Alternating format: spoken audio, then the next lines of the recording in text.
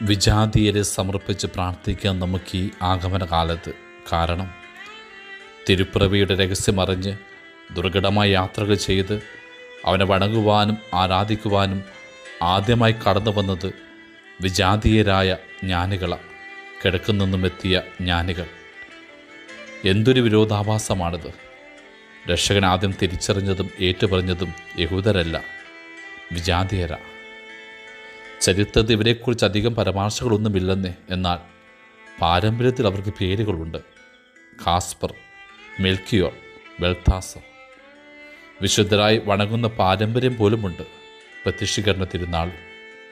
ആ പാരമ്പര്യം പറയുന്നത് അവർ പേർഷ്യയിൽ നിന്ന് വന്നുവെന്ന, അതായത് 1000 മൈലുകളോളം യാത്ര ചെയ്ത് മരുഭൂമി പോലും താണ്ടിയാണവർ രക്ഷകൻ്റെ സന്നിധിയിലെത്തിയത്.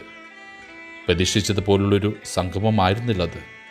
കൊട്ടാരത്തിന് പകരം കാലിത്തൊടുത്ത്, രാജകുമാരന് പകരം നിസ്സഹായനായ കുഞ്ഞ്. ബാഹ്യമായ അടയാളങ്ങളൊക്കെ വിരുദ്ധമായിരിക്കുമ്പോഴും ആന്തരിക കാഴ്ചയിൽ അവർ അവനെ ദർശിച്ചു. ഈ ലോകത്തെ അനാദികാലത്തോളം വിധിക്കുവാൻ അധികാരമുള്ളവനെ ആത്മഹർഷത്തോടെ വണങ്ങുന്നു, കാഴ്ചകൾ സമർപ്പിക്കുന്നു. ഇങ്ങനെയും ചിലർ ശേഷിക്കുന്നുണ്ടെന്നതാണ് ഏക ആശ്വാസം.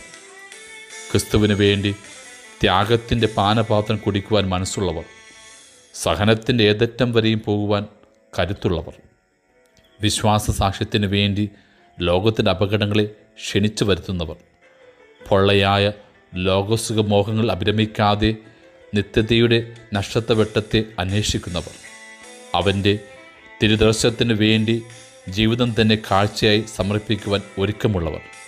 ആകയാൽ ക്രിസ്തു പ്രകാശത്തിലേക്ക് വിജാതീയ ലോകം കടന്നു വരണമേ എന്ന് പ്രാർത്ഥിക്കാം നമുക്ക്.